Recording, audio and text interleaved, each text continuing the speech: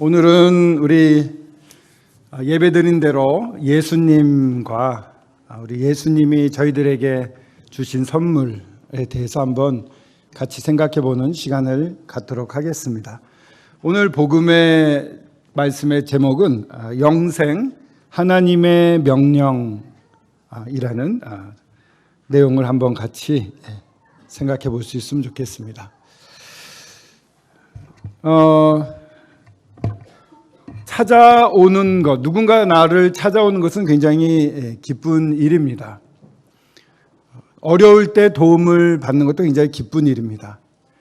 최근에 뉴스를 보시면 어떤 전기 자동차였나요? 화재가 일어나서 활활 불이 타오르고 있었고 그 안에 보니까 운전자가 기절을 하고 있었습니다. 그대로 두면은 죽을 수밖에 없는 상황이었는데 네 사람이 달려들어서 유리창을 깨고 뒷문을 열고 사람을 뒷문으로 끄집어내서 그 운전자는 벌써 다리에 불이 붙어 있었다고 하죠. 그런 상황에서 끄집어내서 생명에는 지장이 없고 구출이 되었습니다. 그렇게 와서 도와준다는 건 너무 감사한 일입니다. 누군가 나를 찾아오고 누군가 나를 살펴주고 있다는 것은 참 기쁜 일입니다. 우리 하나님은, 우리 아버지 하나님께서는 찾아오시는 분입니다. 정말 저희들이 어려울 때도 찾아오시고 처음부터 저희들을 찾아오시는 분입니다. 왜 찾아올까요? 찾아오는 이유는 사랑이시기 때문입니다. 사랑하는 사람을 만나러 가는 길은 너무나 기쁩니다. 창동역에서 집으로 오다 보면 요즘에는 기술이 발전돼서 길바닥에 이렇게 조명을 쏘지 않습니까?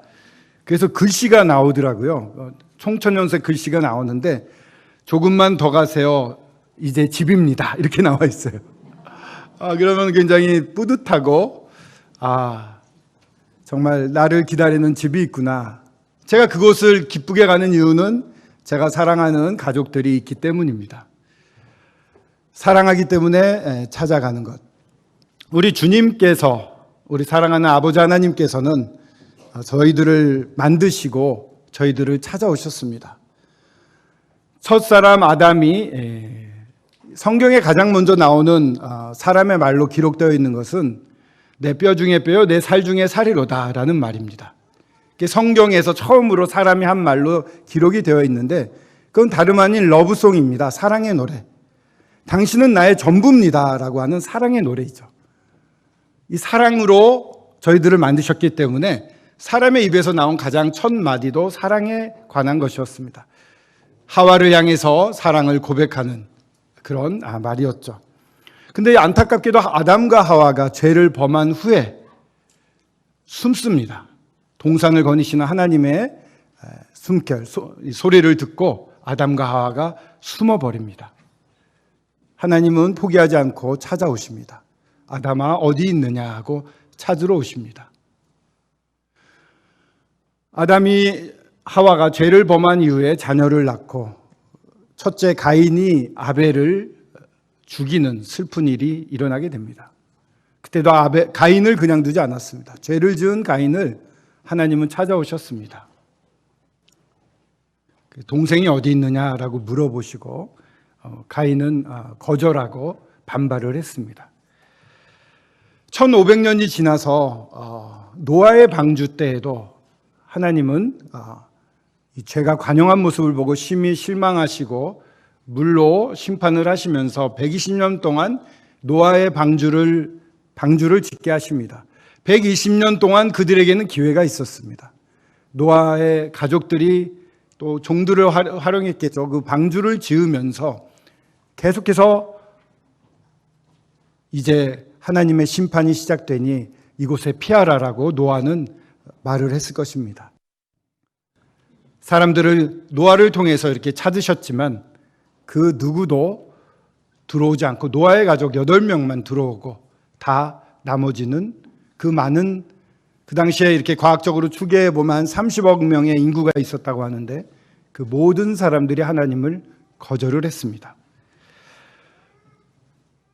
이 이스라엘 백성들의 구약의 역사를 보게 되면 하나님을 믿었다가 거절하고 심판받고 다시 회개하고 다시 믿고 이런 일이 반복이 되면서 늘 소수자는 남겨져 있었습니다만 대부분의 이스라엘 민족들은 하나님을 거절을 했습니다. 그들만이 특별한 건 아닙니다. 우리 사람들의 성품이 그렇습니다.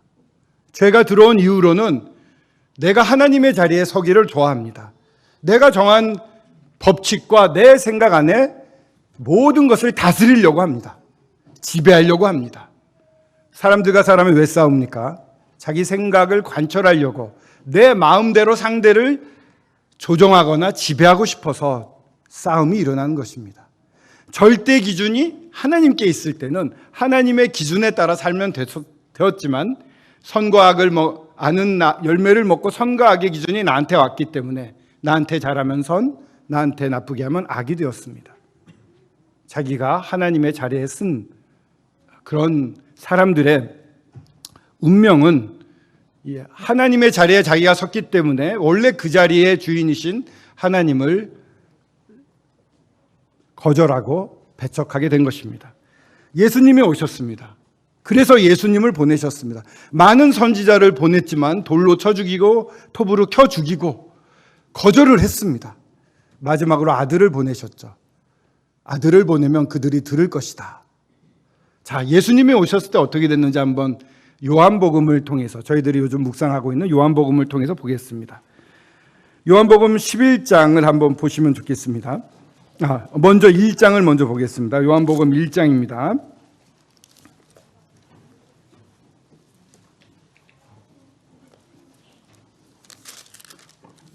요한복음 1장에 보시면은요. 1장 11절. 예수님이 어떻게 하셨습니까? 1장 11절에 보시면 자기 땅에 오매 자기 백성이 영접하지 아니하였으나 예수 그리스도가 이 땅에 오셨습니다만 자기 백성은 역시 영접하지 않았습니다. 그러나 영접하는 자 곧 그 이름을 믿는 자들에게는 하나님의 자녀가 되는 권세를 주셨습니다. 다 거절한 것이 아닙니다. 믿는 사람이 있었던 것입니다. 14절에 보시면 말씀이 육신이 되어, 말씀이라고 하는 것은 태초에 말씀이 계시니라 바로 우리 예수 그리스도를 말합니다. 이 예수 그리스도가 육신이 되어 우리 가운데 거하심에 우리가 그의 영광을 보니 아버지의 독생자의 영광이요 은혜와 진리가 충만하더라. 예수님이 오셨습니다. 하나님의 아드님이 오셨습니다. 그러면서 사람들은 동일하게 거절을 했습니다. 그러나 예수님을 통해서 사람들은 새로운 것을 보았습니다. 하나님의 영광을 볼 수 있었고 하나님의 은혜와 진리가 무엇인지를 예수님을 통해서 이제 알게 되었던 것입니다. 영광이라고 했을 때 예수님이 요한복음에서 나는 무엇이다 라고 소개한 것이 7번 정도 나옵니다. 영광이라고 했을 때는 나는 세상의 빛이요 라고 하신 예수님이 생각이 납니다. 또 은혜와 진리가 충만하다고 하셨는데 은혜라고 했을 때는 나는 생명의 떡이다.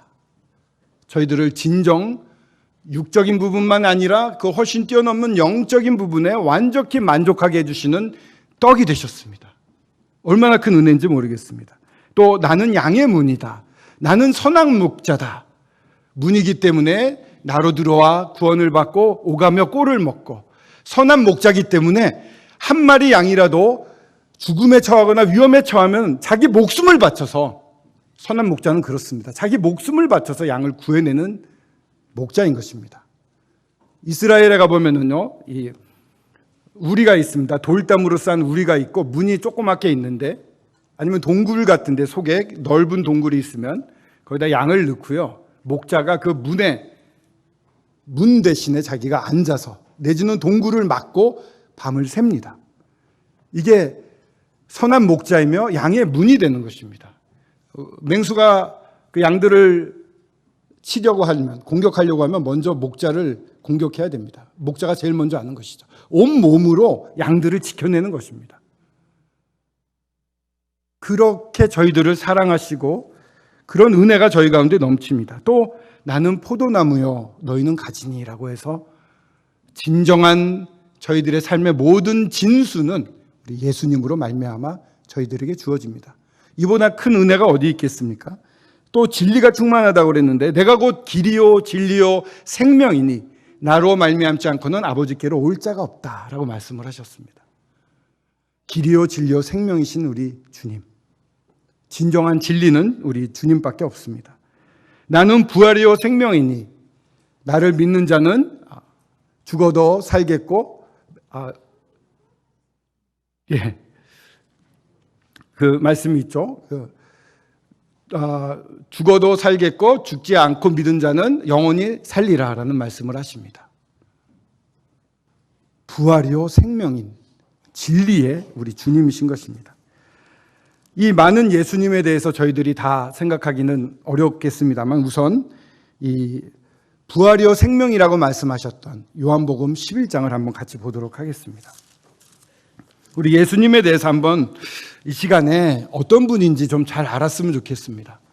저희들이 복음 어떻게 구원받는지 죄사함이 받고 믿고 구원받는다, 회개하고 믿으면 된다 이런 거는 공식적으로 알 수 있는데 예수님에 대해서 많이 모르는 경우들이 있는 것 같습니다. 우리 예수님을 좀 이 시간 좀 더 깊이 볼 수 있으면 좋겠는데 이제 이 베단이라고 하는 곳은 예루살렘에서 그렇게 멀지가 않습니다. 걸어서 몇 시간이면 갈 수 있는 거리였는데 거기에 이 마리아, 마르다, 나사로라는 오누이가 같이 살고 있었습니다. 근데 이 집에 성경에 보면요 예수님이 자주 들리십니다. 그들은요 예수님을 정말 사랑했고 예수님의 마음을 깊이 알기도 했습니다. 마리아는 이 향유 옥합을 가져와서 깨트려 드리면서 장례를 예비했거든요. 제자들도 신경을 못 쓰고 아무리 얘기해도 먹통이었는데 이 마리아는 예수님의 깊은 마음을 알고 있었어요. 마르다도 일과 예수님한테 가고 싶지만 일해야 되는 이런 번민 가운데 주님으로부터 교훈을 받고 이제 안정된 섬김을 할 수 있는 사람이 되었고요. 나사로는 지금 보시는 바와 같은 일이 일어납니다. 나사로는 병이 들어 죽었습니다. 먼저 예수님께 사람들을 보내서 우리 오라버니가 죽게 됐으니 빨리 와서 고쳐주십시오라고 부탁을 하지만 예수님은 우리 아까 예배 때도 드려 나왔습니다만 이 병은 하나님의 영광 그리고 우리가 믿게 하기 위해서 주신 병이라고 말씀하시면서 바로 가지 않았습니다. 죽은 지 나흘째 될 때 드디어 예수님께서 가시게 되죠. 그때 마르다가 먼저 달려옵니다. 마리아는 원래 마리아가 먼저 달려와야 될 텐데 마리아는 정말 마음이 많이 상했던 것 같습니다. 마르다가 먼저 달려와서 예수님과 얘기를 하고 이때 예수님이 나는 부활이요 생명이니 나를 믿는 자는 죽어도 살겠고 무릇 살아서 나를 믿는 자는 영원히 죽지 아니하리니 이것을 내가 믿느냐라고 정말 영원한 생명이신 예수 그리스도 생명 그 자체이신 예수 그리스도가 내 앞에 있다라고 말씀하고 계시는데 이걸 믿느냐라고 물었을 때 주여 그러하외이다 이렇게 대답은 합니다. 그러면서 달려가서 마리아한테 선생님이 너를 보자고 해 이렇게만 얘기를 합니다. 만약에 정말 그 사실을 믿었다면 예수님이 오셔서 우리 오라버니가 살아날 수 있을 것 같아 빨리 가봐 이렇게 말했을 겁니다. 근데 마르다의 마음에는 그런 믿음이 없었죠. 그래서 그렇게 말씀하시고 왔을 때 마리아가 급히 일어나서 예수님 앞에 갑니다. 그래서 31절에 보면 32절부터 38절까지 읽어볼게요. 마리아가 예수 계신 곳에 가서 배웠고 그 발 앞에 엎드려 이르되 주께서 여기 계셨더라면 내 오라버니가 죽지 아니하였겠나이다 하더라. 예수께서 그가 우는 것과 또 함께 온 유대인들이 우는 것을 보시고 심령의 비통이 여기시고 불쌍히 여기사 이르되 그를 어디에 두었느냐 이르되 주여 와서 보옵소서 하니 35절 예수께서 눈물을 흘리시더라. 36절 이에 유대인들이 말하되 보라 그가 얼마나 사랑하셨는가 하며 그 중에 어떤 이는 말하되 맹인의 눈을 뜨게 한 이 사람이 그 사람은 죽지 않게 할 수 없었더냐 하더라. 이에 예수께서 다시 속으로 비통히 여기시며 무덤에 가시니 무덤이 구리라 돌로 막았거늘. 마리아가 와서 똑같은 얘기를 합니다. 여기 계셨으면 안 죽었을 거예요 하고 막 웁니다. 그리고 또 같이 온 유대인들이 막 웁니다. 죽음을 이기실 수 있는 영원한 생명을 가지신 분이 바로 눈앞에 계시는데 사람들은 예수님이 어떤 분인지를 못 알아보고 있는 것입니다. 죽은 나사로를 살릴 수 있는 그 능력의 하나님의 아들 예수 그리스도가 눈앞에 있음에도 그들은 자기 생각에 갇혀서 빨리 오셨으면 살아났을 텐데 그게 아니었잖아요 라는 원망과 이 죽음이라는 이 무서운 사람이 넘을 수 없는 이 벽, 유일하게 넘을 수 없는 벽을 이 두려움 속에 떨면서 울고 있었던 것입니다. 그 모든 것을 이겨낼 수 있는 우리 예수 그리스도가 눈앞에 있는 것을 모르는 거죠. 주님은 비통히 여기셨고 불쌍히 여기셨습니다. 그리고 눈물을 흘리셨습니다. 이 죽음에 대한 분노도 있으셨습니다. 이 내가 사랑하는 사람들을 이렇게 괴롭히는 너 죽음아, 너 사단아. 그러나 예수님이 이제 뱀의 머리를 짓밟으시고 승리하실 날이 곧 오십니다. 십자가거든요. 십자가를 향해 가시는 우리 예수님께서는 이 모든 것을 다 회복시킬 수 있음을, 그런 분이심을 지금까지 이렇게 많이 말해왔고 마르다, 마리아, 또 나사로도 알고 있으리라 생각했는데 전혀 모르고 있는 것입니다. 많은 사람들이 얘기를 합니다. 맹인의 눈을 뜨게 한 사람이 이 사람은 못 살리게 했나 봐. 이 무지, 이 부분에 대해서 예수님은 정말 답답하셨던 것 같습니다. 어떻습니까? 이곳에 계신 여러분들은 우리 예수님을 어떻게 알고 계십니까? 성경에 나와 있는 한 인물, 우리 모든 사람들이 존중하는 종교 지도자, 하나님의 아들이라고 불리우시는 분, 그렇게 나와 상관없이 저 멀리 계신 분으로 느껴지십니까? 여기에 있던 이 친하게 지냈던 많은 사람들조차도 예수님을 그렇게 느꼈다면 아마 여러분들도 그렇게 느끼는 게 당연할지도 모릅니다.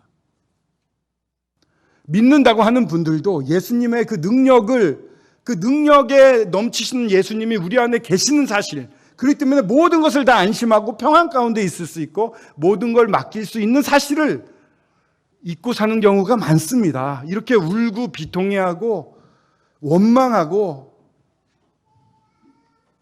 근데 이 예수님을 믿지 않은 분들은 더 심하겠죠. 암흑 가운데 있는 것입니다. 세상의 빛이라고 말씀하신 주님은 모든 사람이 어둠 가운데 있다고 말씀을 하십니다. 그렇게 비통해 하시면서 나사로야 나오너라, 나흘되어 썩어 죽은 나사로가 일어나서 몸에 세마포를 두른 채로 나옵니다. 풀어서 다니게 하라.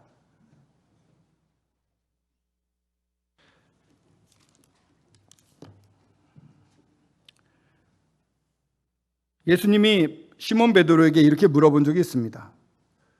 오병이어의 기적이 끝난 다음에 그 많은 수만 명의 사람들에게 너희들은 나를 따르는 이유가 먹는 게 해결돼서 그런 것이야. 진정 하나님의 아들로 받아들인 게 아니야. 그렇게 얘기를 합니다. 억지로 왕을 삼으려는 것을 거절을 하셨죠. 그때 많은 사람들이 떠나갑니다. 제자들한테 물어보십니다. 너희도 가려느냐? 시몬 베드로가 이렇게 대답을 합니다. 주여, 영생의 말씀이 주께 있사오니 우리가 누구에게로 가오리이까? 영생의 말씀이 주께 있다. 영원한 생명은 주님께만 있습니다 라는 베드로의 고백이었고요. 영생은 곧 유일하신 참 하나님과 그가 보내신 자 예수 그리스도를 아는 것이다 라고 했습니다. 영원한 생명은 우리 주님에 대해서 깊이 아는 것입니다. 근데 여기 지금 읽었던 마리아, 마르다와 모든 사람들은 예수님에 대해서 정확히 제대로 알지 못했습니다. 영원한 생명이 눈앞에 있는데 그것을 누리지 못했습니다. 이 나사로가 살아납니다. 발칵 뒤집어집니다. 그 전에도 백부장의 종이라든가 어린 소녀를 살리신 적은 있습니다. 근데 죽자마자, 병들자마자 살리셨죠. 근데 나흘 동안 죽어서 냄새나는 사람을 살리셨어요. 이 이야기가 퍼지지 않겠습니까? 이제 6월절이 되어서 예루살렘에 입성해야 되는 3년의 공생애 중에 마지막 시간입니다. 이 이야기가 예루살렘에 퍼졌고 사람들은 너무나 기쁘게 환영을 합니다. 그래서 종려나무를 가지고 와서 이렇게 깔아놓고 호산나 찬송하리로다 주의 이름으로 오시는 이여라고 우리의 왕이라고 이렇게 추대하면서 모든 백성들이 맞이합니다. 이 나사로의 부활로 말미암아 이들은 진정한 왕이 왔다는 것을 알고 환영을 했습니다. 그런데 그렇게 환영을 하는 사람들인데 영생을 얻지를 못해요. 많은 사람들이 예수님을 보았는데 이 사람들이 전부 영원한 생명을 얻은 것이 아닙니다. 그 이유에 대해서 이사야서를 들어서 예수님이 이렇게 설명을 하셨습니다. 12장 37절에서 43절을 한번 읽어보겠습니다.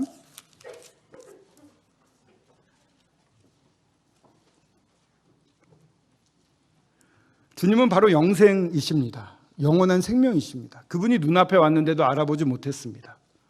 주님을 알아야 됩니다. 근데 많은 사람들이 영원한 생명, 영생을 못 얻는 이유를 예수님은 이렇게 설명을 하십니다. 12장 37절부터 이렇게 말합니다. 그렇게 많은 표적을 그들 앞에 행하셨으나 누가? 예수님이요. 그를 믿지 아니하니. 예수님을 믿지 않았어요. 38절 12장 38절입니다. 이는 선지자 이사야의 말씀을 이루려 하심이라. 이르되 주여 우리에게서 들은 바 누가 믿었으며 주의 팔이 누구에게 나타났나이까 하였더라. 그들이 능히 믿지 못한 것은 이 때문이니 곧 이사야가 다시 일렀으되 그들의 눈을 멀게 하시고 그들의 마음을 완고하게 하셨으니 이는 그들로 하여금 눈으로 보고 마음으로 깨닫고 돌이켜 내게 고침을 받지 못하게 하려 함이라 하였습니다. 이사야가 이렇게 말한 것은 주의 영광을 보고 주를 가리켜 말한 것이라. 그러나 관리 중에 그를 믿는 자가 많되 바리새인들을 때문에 드러나게 말하지 못하니 이는 출교를 당할까 두려워함이라. 그들은 사람의 영광을 하나님의 영광보다 더 사랑하였더라. 여기까지 읽도록 하겠습니다. 여기서 핵심적인 거는요, 이사야는 무엇을 봤냐? 41절을 봐주십시오. 41절에 이사야가 이렇게 말한 것은 주의 영광을 보고 주를 가리켜 한 말이다. 이사야는 주의 영광을 보았을 때 바로 믿었습니다. 많은 자기 생각에 갇혀있지 마시고 주어지는 하나님의 말씀을 믿으시면 좋겠습니다. 그러면서 많은 표적, 38절에 보면요, 주여 우리에게 들은 바 누가 믿었으며 누가 주의 팔이 누구에게 나타났나이까. 이거는요 이렇게 말할 수 있습니다. 주를 믿는 자는 주의 팔을 볼 수 있다. 믿잖아요. 그럼 주님의 실체를 볼 수가 있습니다. 그런데 믿으려고 하지 않고 주님을 거절한 사람들에게 하나님은 눈을 멀게 하시고 마음을 완고하게 하시고 그런 사람들은 내 고침을 못 받는다고 말하는 것입니다.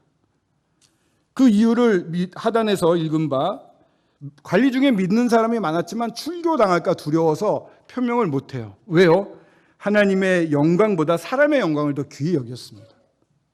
사람의 세상, 내가 속해 있는 이 세상, 이 논리, 이 구조, 이 삶, 이것이 나의 전부인 것처럼 살아가는 것입니다.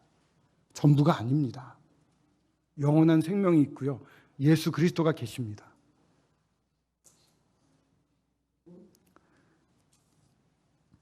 우리가 이 세상을 더 사랑하게 되면 우리가 속해 있는 것을 더 중요하게 생각하고 그런 마음으로 예수님을 보게 되면 예수님의 영광을 보아도 깨닫기가 어렵습니다.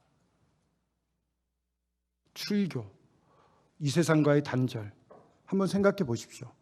이 세상이 아니라 그 다음 세상, 영원한 생명이 실제로 존재한다는 것을 가정하고 이 말씀을 들으시기 바랍니다. 지금의 내가 생각하는 이 세상이 전부가 아닌 것입니다. 나의 삶이 전부는 아닌 것입니다. 이 말씀을 보면서 저희들이 이어서 볼 수 있는 게 13장인데요. 13장은 유명하게 하신 말씀으로 예수님이 제자들의 발을 씻기는 장면이 나옵니다. 예수님이 제자들의 발을 씻깁니다. 예를 들면은 제 발을 누가 씻기면 제가 불편할까요? 예를 들어 박준영 형제님이 제 발을 씻기겠다 그러면 제가 굉장히 거북하겠죠. 근데 우리 영원한 생명이신 예수 그리스도가 발을 씻깁니다. 베드로가 적극적으로 저는 씻기면 안 된다고, 그러면 상관없다고 말씀하시니까 온몸 씻겨달라고.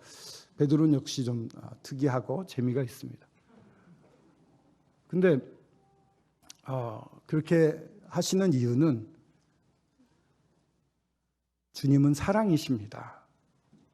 사랑이시기 때문에 저희들을 만드셨고 저희들에게 사랑을 베푸시고 사랑을 맛보고 그 사랑 안에 거하게 하기 위해서 다시 이 땅에 오신 것입니다.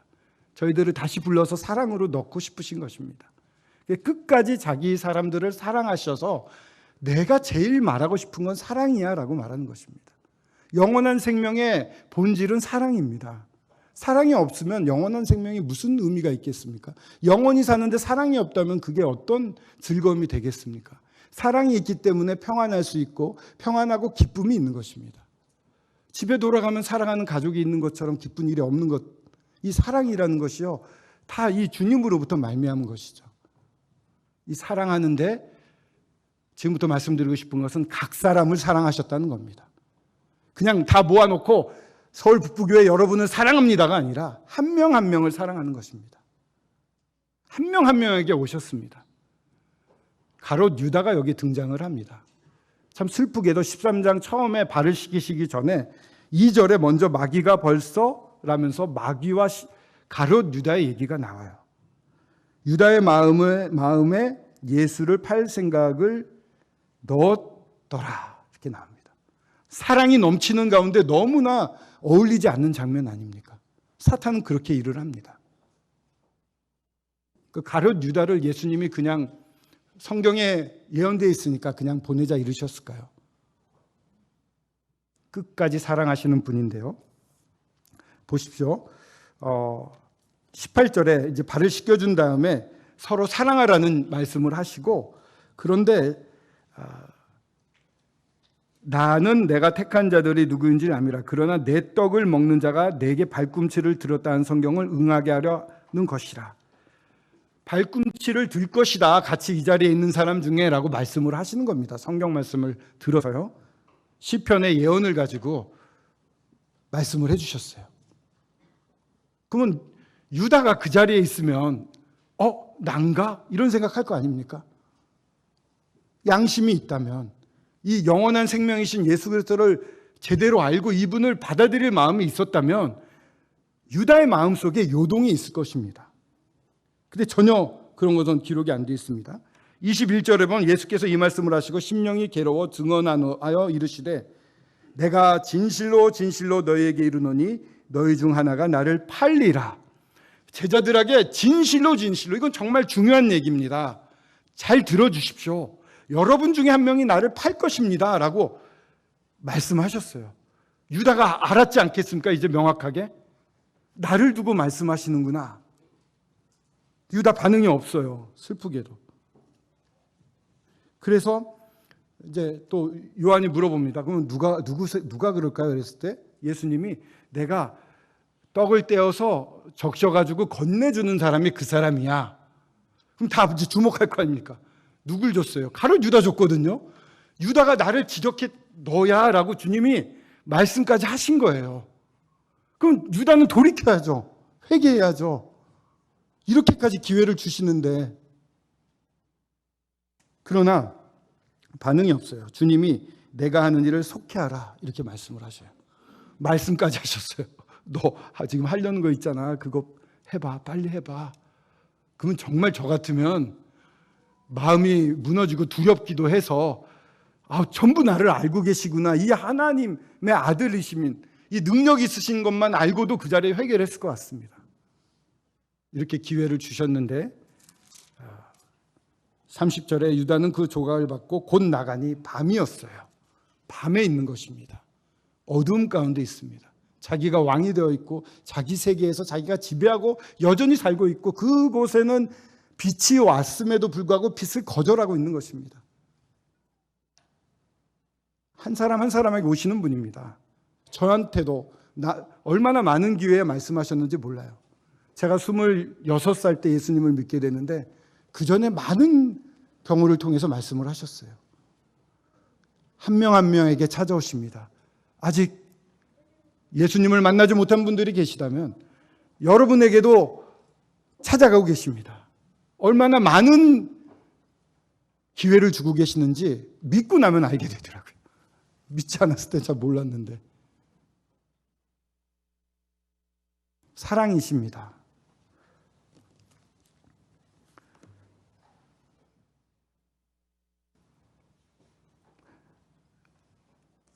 주님이 이 유다가 나간 다음에 영광을 받았다는 말씀을 하십니다. 아버지의 계획을 끝까지 순종을 하신 거죠. 그 육신적으로 하진 않으셨던 것 같습니다.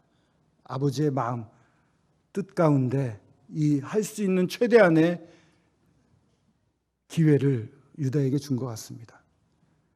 그러나 어느 순간에도 아버지를 순종했던 우리 주님을 보게 되고요. 14절에 보면은 이제 내가 곧 길이요 진리요 생명이니 그 말씀을 하십니다. 모두가 좀 불안했을 겁니다. 예수님이 어디로 가시는가. 그러나 내가 곧 길이요 진리요 생명이니 나로 말미암지 않고는 아버지께로 올 자가 없다라는 말씀을 하십니다. 길이라고 말씀하셨습니다. 길이요 진리요 생명. 우리 예수님은요 길이에요. 예수님을 통해서만 아버지의 나라에 갈 수가 있어요. 그 말씀을 하시면서 이제 계속 이 14장을 보게 되면요, 이제 아버지께로 내가 갈 것이며 아버지께로 간 다음에 보혜사 성령을 보내줄 것이고 그는 늘 함께 하실 것이라고 얘기하면서 평안이 너희에게 있을 거라고 말씀을 하십니다. 이 평안 내가 끼친 이 27절에 평안을 너희에게 끼치노니 곧 나의 평안을 너희에게 주노라. 내가 너희에게 주는 것은 세상이 주는 것과 같지 아니하나니 너희는 마음에 근심하지 말라 두려워하지도 말라. 이렇게 말씀을 하십니다. 영원한 생명의 주님이 저희 죄를 모두 사하시고 아버지께로 저희를 인도하셨습니다. 또 저희가 이 땅에 살고 있습니다만 보혜사 성령이 저희와 함께하고 있습니다. 그래서 이 세상이 줄 수 없는 특별한 평안을 허락을 하십니다. 그것을 다 누릴 수 있고 그것이 다 너희들 것이라고 믿는 자들에게 얘기를 하십니다. 주님은요 계속해서 이 십자가를 생각하셨고 죽기 위해서 오셨던 분인데, 근데 이렇게 말씀을 하시면서요 예수님이 십자가를 늘 생각하고 계셨기 때문에 십자가가 예수님에게는 쉬웠을까? 이런 생각을 해볼 수가 있습니다. 어떻습니까? 예수님에게 십자가는 그렇게 어렵지 않은 일이었을까요? 하나님의 아들이시니까? 아니었겠죠. 이 앞에 12장을 보시면요 12장에 이런 얘기가 나옵니다. 12장 한번 앞으로 돌아가셔가지고요,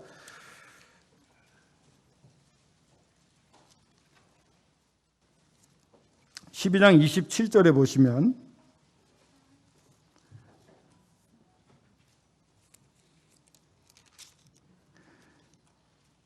이 장면은 아까 그 나사로를 부활시키시기 전의 장면인데, 그 종려 나무가지로 맞이해서 이제 예루살렘에 들어오셨습니다. 들어오셔가지고 헬라인이 와요. 모든 사람을 다 건지시려고 했다는 가야바의 이 예언 같은 말이 있었는데 헬라인이 오므로 드디어 때가 왔다는 것을 아시게 됩니다. 그래서 예수님이 이 23절에 보면 예수께서 대답하여 이르시되 인자가 영광을 얻을 때가 왔도다 이렇게 말씀을 하십니다. 인자가 영광을 얻는다는 것은 십자가의 죽으심을 말하는 겁니다. 주님은 계속 십자가를 향해서 이렇게 표현을 했습니다. 영광이라고도 하시고요. 근데 그렇게 하면서 우리가 잘 아는 말씀 있죠. 24절에 한 알의 밀알이 땅에 떨어져 죽지 아니하면 그대로 있고 죽으면 많은 열매를 맺느니라. 이 말씀을 하십니다. 주님의 죽으심으로 많은 열매가 맺힐 것을, 이 자리에 앉아있는 믿는 여러분들을 보고 기뻐하고 계시는 거죠. 그리고 나를 섬기려는 사람은 26절에 나를 따르라고 말씀하십니다. 그러면서 27절에 이렇게 말씀하십니다. 지금 내 마음이 괴로우니 무슨 말을 하리요? 지금까지 당당하시던 예수님의 모습이 확 변하죠. 아버지여 나를 구원하여 이 때를 면하게 하여 주옵소서. 그러나 내가 이를 위하여 이때에 왔나이다. 겟세마네 동산에서 땀방울이 핏방울이 되도록 기도를 하셨어요. 3번이나. 근데 그 전에도 이런 모습이 있습니다. 예수님이 십자가를 대할 때 얼마나 마음이 무거우셨는지 잘 알 수가 있습니다. 아버지여 아버지의 이름을 영광스럽게 하옵소서. 오로지 아버지에 대한 충성으로 또 이 저희들을 향한 사랑으로 말미암아 주님은 이 길을 걸어가시는데 이 길이 주님에게도 너무 힘들었던 것입니다.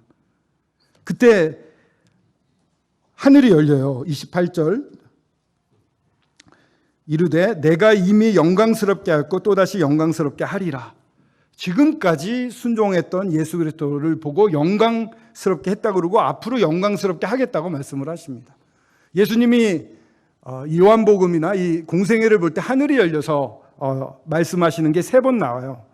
시편에도 이렇게 나오긴 합니다만 누가복음 처음 침례를 받으셨을 때 너는 내 사랑하는 아들이라 내가 너를 기뻐하노라. 그 변화산상에서 모세와 엘리야하고 얘기를 했을 때 또 베드로가 여기다 초막 지을까 하고 잘 이해를 못하고 얘기할 때 이는 나의 아들 곧 택함을 받은 자니 너희는 그의 말을 들으라. 이렇게 2번째 말씀을 하시고요. 3번째 하늘이 열려서 하신 말씀이 내가 이미 영광스럽게 하고 또다시 영광스럽게 하리라 라고 예수님이 가장 힘들거나 어려울 때 아니면 특별한 때 하늘이 열려서 아버지 하나님께서 이렇게 격려를 해주십니다. 이 격려의 말씀을 듣고 예수님이 힘을 내셨을 것입니다. 근데 왜 이렇게 겟세마네 동산에서도 그랬고 힘들어 하셨을까요? 단절이죠, 단절. 예수님은 한 번도 아버지 하나님과 헤어진 적이 없었습니다. 한 번도 그 어느 순간에도 떨어져 본 적이 없습니다. 그러나 죽음을 통과하실 때 아버지와의 단절이 있었습니다. 그리고 그 육체의 고난을 어떤 고난인지 성경의 여러 예언을 통해서 보고 듣고 또 모세와 엘리야와 이야기를 나누면서 이 죽음에 대한 얘기를 충분히 나눴음에도 불구하고 예수님에게는 미지의 세상이었습니다. 그런 죽음을 지나셔야만 했습니다. 네, 오늘 영원한 생명을 말씀드릴 때 반드시 필요한 부분은 부활입니다. 부활의 장을 보고서 이제 마치고자 하는데요. 20장을 요한복음 20장을 한번 봐주시기 바랍니다.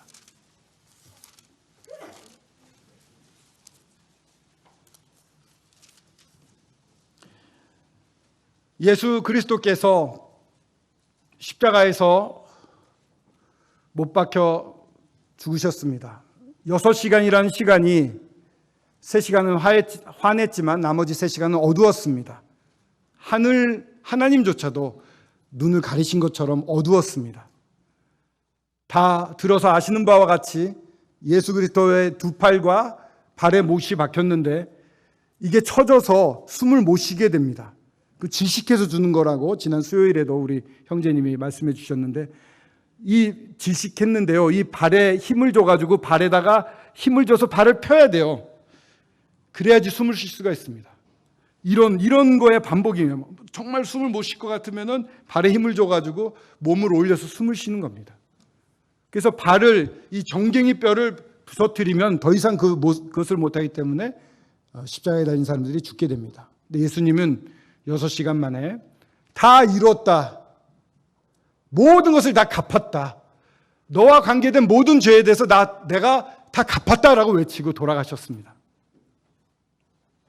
그래서 믿지 않는 그 당시에 군인들도 이 사람은 진정 하나님의 아들이었다라고. 왜요? 옆에서 계속 봤어요. 이분에게서 한 번도 누구를 저주하거나 미워하거나 원망하는 게 없었습니다. 오히려 사람들을 중보기도 하고 모든 것을 아버지께 맡기는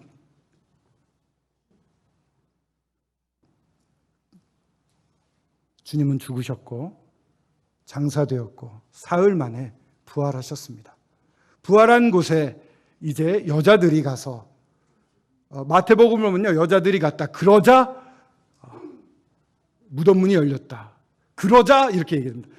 이 여자들의 믿음으로 놀랍게도 이 부활의 사건이 명확하게 저희들에게 보여주게 되는데요.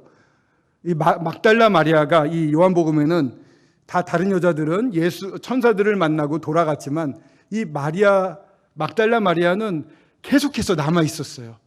막달라 마리아는 부활했다는 사실보다 예수님이 죽었으니까 그 시체라도 얻고 싶다라고 하는 이 예수님에 대한 사랑이 너무 많아서인지 그냥 그 자리에서 끝까지 예수님을 찾고 있었습니다. 울면서 찾고 있었죠. 그때 15절부터 18절을 보면요. 요한복음 20장 15절에서 18절을 보시면 예수께서 이르시되 여자여 어찌하여 울며 누구를 찾느냐 하시니 마리아는 그가 동산지기인 줄 알고 이르되 주여 당신이 옮겼거든 어디에 두었는지 내게 이르소서 그러면 내가 가져가리이다. 예수께서 마리아야 하시거늘 마리아가 돌이켜 히브리 말로 라보니 이제 알아본 거죠. 17절에 나를 붙들지 말라 내가 아직 아버지께로 올라가지 아니하였노라. 너는 내 형제들에게 가서 이르되 내가 내 아버지께로 곧 너희 아버지 내 하나님 곧 너희 하나님께로 올라간다 하라 하시니 여기서 제가 눈여겨봤던 것은 내가 아버지께로 나를 붙들지 말라 내가 아직 아버지께로 올라가지 아니하였노라. 저는 이렇게 이 부분을 생각을 합니다. 주님이 부활하셨습니다. 부활하신 후에 아버지 앞에 서야 되지 않겠습니까? 승천해서 보좌에 앉으시기 전에 아버지 앞에 제가 부활했습니다라고 나아가야 되지 않겠습니까? 그 기쁜 아버지를 만나러 가는 부활했다는 이 주님 아버지와의 교제를 하기 전에 마리아를 본 겁니다. 사랑이에요, 이거는. 자기 사람들을 끝까지 챙기세요.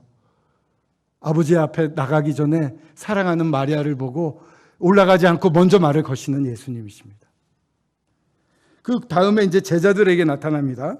제자들이요, 19절부터 23절을 보게 되면 이제 두려워했어요, 유대인들이. 그 장소에는 요한과 베드로도 있어요. 굴에 가서 묘지에 가서 예수님이 안 계신 거 부활했다는 얘기를 전에 들었음에도 불구하고 그들은 계속 두려워하고 있었어요.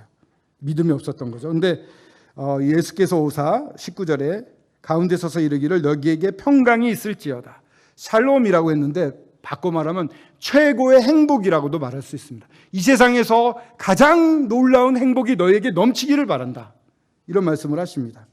이 말씀을 하시고 손과 옆구리를 보이셨어요. 제자들이 어떻게 됩니까? 주를 보고 기뻐했습니다. 주님이 계신 곳에 기쁨이 있습니다. 그곳에는 평안이 있습니다. 최고의 행복이 있습니다. 그들에게는 소망이 꺾이고 이제는 어떻게 사나? 우리 주님이 죽으셨네 이러고 낙담하고 있었고 소망의 적은 불씨도 다 꺼졌습니다만 주님이 다시 오셔서 그 소망의 불길을 불살라 놓으셨습니다. 그러면서 성령을 받으라고 하시면서 23절에 누구의 죄든지 사하면 사하질 것이요 누구의 죄든지 그대로 두면 그대로 있으리라. 이제 생명의 말씀을 들고 나아가라는 것입니다. 땅끝까지 복음을 전하라는 것입니다. 그 복음을 듣고 믿게 되면 그는 살아나는 것입니다. 이렇게 소망을 주시고 앞으로 어떤 일을 할 것인지를 부탁을 하셨습니다. 마지막으로 도마가 여기 나오는데 도마는 좀 재밌는 분이죠. 나사로가 죽었을 때 우리도 예수님과 함께 죽으러 가자 이런 얘기를 해요. 나사로가 죽었다 그래서 그를 살리러 가자고 했는데 같이 죽으러 가자. 아마 도마는 좀 비상한 데가 있어서 예수님의 마음을 읽었던 것 같아요. 예수님이 십자가를 향해 가고 있다는 것을 알았고 그런 부분을 좀 더 특별히 생각하고 있었던 것 같습니다. 그럼에도 그 처음에 예수님이 나타나셨던 자리에 없었기 때문에 나는 예수님의 이 손에 발에 손가락을 넣어보고 옆구리에 손을 넣어보고 믿을 거야 라고 좀 억지를 부렸습니다. 근데 예수님이 오십니다. 오셔서 어떻게 하십니까? 너에게 평강이 있을지어다 26절에 이렇게 말했습니다. 또 샬롬 이럽니다. 의심을 하는 도마 앞에서도 샬롬입니다. 의심을 많이 할 수 있습니다. 괜찮습니다. 27절에 내 손가락을 이리 내밀어 내 손에 넣어보고 내 손을 내밀어 내 옆구리에 넣어보라. 그리하여 믿음 없는 자가 되지 말고 믿는 자가 되어라. 그렇게 말씀하셨습니다. 믿음 자가 되어라. 어떻게 대답을 합니까? 28절에 도마가 대답하여 이르되 나의 주님이시요 나의 하나님이시니이다. 이렇게 고백을 합니다. 도마의 믿음이 사라질 뻔했습니다. 의심이 생길 뻔했고 의심이 생겼고 믿음은 이것 또한 꺼질 뻔했습니다만 주님이 다시 살려놓으셨습니다. 평안과 함께 믿음을 주시는 분은 주님이십니다. 디두모라는 뜻, 도마의 말은 디두모인데 쌍둥이란 뜻입니다. 지금도 얼마나 많은 쌍둥이들이 있습니까? 내 눈에 보이지 않으면 못 믿겠습니다. 보여주십시오라고 말하는 이 쌍둥이 같은, 도마 같은 사람들이 얼마나 많습니까? 주님이 이렇게 말씀하십니다. 너는 나를 본고로 믿느냐? 29절에요. 보지 못하고 믿는 자들은 복되도다. 저희들 보고 하신 말씀이죠. 저희들은 예수님을 직접 보지 않았지만, 손가락을 넣어보지 않았지만 보고 믿었습니다. 너희들은 복된다. 저희들은 정말 축복받은 자들입니다. 어느 도마와 어떤 쌍둥이가 되시겠습니까? 믿지 않는 쌍둥이가 되겠습니까? 믿는 쌍둥이가 되시겠습니까? 베드로, 그런 와중에서 베드로가 나중에 어부로서 6명의 제자들을 이끌고 다시 디베라 호숫가로 돌아갑니다. 나는 낚시나 할래, 물고기나 잡을래. 이 베드로가 이 놀라운 경험을 하고, 사실은 베드로를 주님이 처음에 만나 주셨거든요. 12제자와 만나기 전에. 그럼에도 불구하고 베드로는 마음이 꺾였습니다.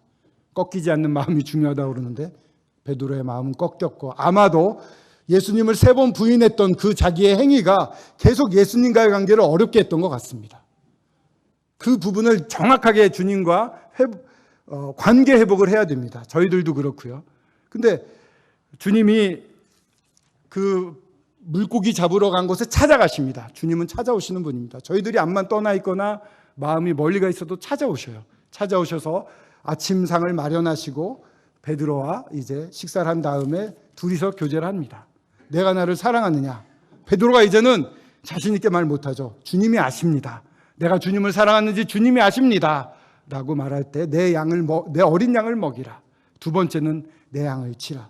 3번째는 내 양을 먹이라. 이렇게 말씀하셨는데, 주님이 물어보신 질문을 잘 생각해 보십시오. 뭐라고 물어봤습니까? 베드로야, 너는 이제 2번 다시 내 말을 거역하지 않겠느냐? 너는 철저하게 나를 순종하겠느냐? 100% 나만 따라가겠느냐? 이렇게 물어보지 않았습니다. 나를 사랑하겠느냐? 하느냐라고 묻습니다. 나를 사랑하느냐? 여러분 어떻습니까? 주님 사랑하십니까? 주님 기뻐하십니다. 저희 완벽할 수 없습니다. 주님의 사랑 안에 거하면서 주님의 사랑으로 저희들은 살아가는 것이고, 이 놀라운 사랑이 지금 여기에 와 계신 모든 분에게 흘러내려가기를 원하고 계십니다. 베드로는 완벽하게 회복이 되었고, 이제 주님이 이끄시는 대로 순종하는 삶을 살게 됩니다. 부활하셨습니다. 부활하신 분이 영원한 생명을 주십니다. 영원한 생명을 주시는 분, 이 사실이 어떻게 입증이 됩니까? 이 예수 그리스도를 믿는 자들의 순교가 이어집니다. 사도행전 이후에 침례를 받으면 그 자리에서 죽임을 당하는데도 침례를 받습니다. 로마 황제에 의해 핍박을 받아 예수 그리스도를 믿는 사람들은 우리에 넣어져서 짐승밥이 되고 산 횃불이 됩니다. 산채로 사람을 횃불로 만들어 불에 태웁니다. 그래도 그들은 묵묵히 주님을 믿고 흔들리지 않았습니다. 왜 그렇습니까? 주님이 부활하신 게 사실이고 영원한 생명이 그들 안에 있었기 때문입니다. 왜 이 로마에서 국교가 300년대에 정식 종교가 되었는지 아십니까? 국교가 되었는지 아십니까? 로마군이 인도를 쳐들어갔습니다. 너무 멀었죠. 천연두에 걸립니다. 천연두라는 전염병을 처음 경험을 해요. 막 죽어나갑니다. 로마가 회군을 했어요. 돌아왔습니다. 근데 죽어갑니다. 사회가 죽어가는 거예요. 병든 사람들이 들어오니까 건강한 사람들도 다 같이. 천연두라는 병은 처음 겪었기 때문에. 지금의 우리 코로나처럼 무서운 병이었어요. 그런 병을 가운데 죽어가고 서로 간호를 해도 안 되는 거예요. 근데 누군가가 목숨 걸고 치료해 주는 사람들이 있었어요. 죽음을 두려워하지 않고 치료를 해주고 돌봐주는 거예요. 그들은 다름 아닌 자기들이 핍박하고 죽였던 그리스도인들이었습니다. 그들은 너무나 놀랐고 이 사랑의 감화가 되어 많은 사람이 예수 그리스도를 믿게 됩니다. 그런 기세를 막지 못하고 결국은 국교화까지 하는 대로 나아가게 됩니다. 사랑하는 여러분, 주님은 영원한 생명이십니다. 그분은 사랑이십니다. 지금도 나를 사랑하십니다. 이 사랑을 피하지 마십시오. 거절하지 마십시오. 주님을 느낄 때 이해하고 그 앞에 나오시기 바랍니다. 주님이 사랑으로 이끄시고 놀라운 영원한 생명을 맛보게 하시고 그 가운데 있는 평안과 기쁨으로 평생을 살 수 있게 하시며 또 이 사랑이 영원히 이어지는 곳에서 깊은 이 놀라운 주님을 더 알아가는 귀한 기회를 얻게 될 것입니다. 모두 다 이 놀라우신 예수 그리스도를 믿으시기를 권하며 말씀을 마치도록 하겠습니다. 기도하겠습니다. 아버지 하나님, 이 사랑의 주님을 저희들한테 보내주셔서 감사합니다. 은혜와 진리가 충만하며 하나님의 영광이 이곳에 넘칩니다. 우리 주님께서 아버지의 명령은 영생이라고 말씀하셨습니다. 그렇습니다.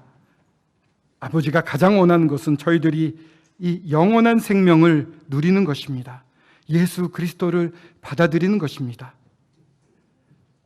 다른 것을 가득 차 있는 것을 비우고 우리 예수 그리스도를 받아들일 수 있도록 도와주시옵소서. 주 예수 그리스도의 이름으로 간절히 구하며 기도드렸습니다. 아멘.